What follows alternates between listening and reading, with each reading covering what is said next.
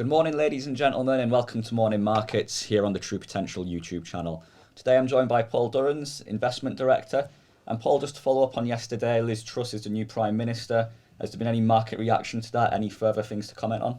Following her comments yesterday, not a lot. There was a bit of movement within the pound, but we can touch on that towards the end of the video. Yeah, and also on Friday we will have a Do More With Your Money show special in which the panel, including David Harrison, our chairman, Daniel Harrison, our chief executive, and Jeff Casson, chief investment officer, they'll all be discussing Liz Truss as the new PM, what that may mean for markets and investors.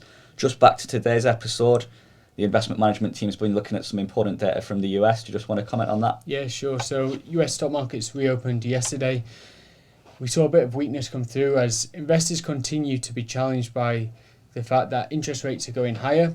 The market's pricing 0.75% interest rate hike in September, and that's just following on from some really strong data coming through from the US that continues to come through.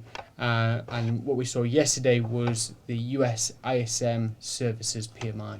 And what is that, just for our audience at home, if you can just explain what that means? So this is a widely followed survey data. It's a leading economic indicator, and it's really useful because it's updated each month. It's looking at or focusing on companies within the service sector, but you can look at the underlying components, so new orders, business activity, employment, prices, to get a really detailed understanding of the US economy. And just for our viewers who may be watching and listening to that thinking, well, why does the US matter so much to me? Do you just want to comment on why the US economy is so important for a diversified portfolio? So the US economy is the largest economy in the world. Investors, multi-asset investors ourselves, typically allocate the most of their portfolio towards US assets. Yeah. And anything else to comment on that in terms of the data? In terms of the data, very strong. Continues with this narrative that the US economy is very strong.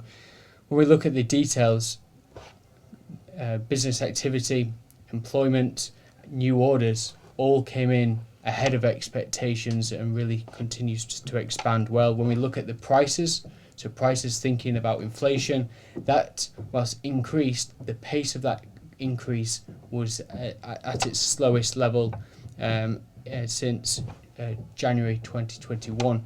So that's improvements there. They're seeing improvements within supply chains and also within logistics. So that helps on the narrative that prices will fall, but the US economy is still showing strong demand, and therefore the market's expecting higher interest rates to cool that demand to ensure that inflation comes down lower.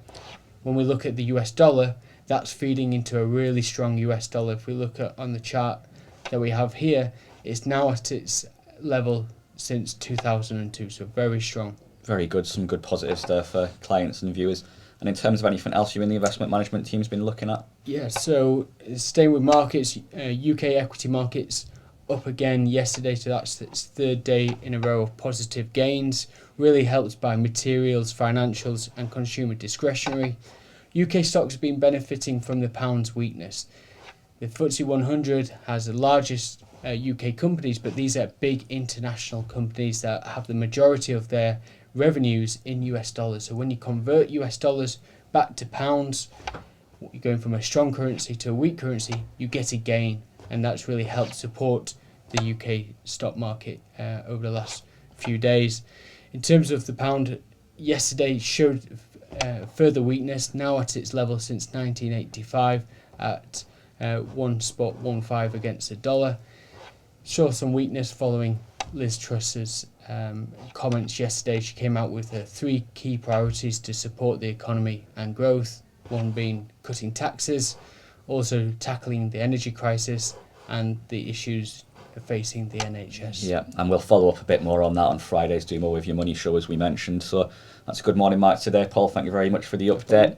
Please do join us again tomorrow, everybody, and we'll continue to keep updated here on the True Potential YouTube channel. Thank you. If you're interested in taking your investing to the next level, or would like to know more about the options available to you when you retire, then download our free guides to ISAs and pensions. These are available in the video description below.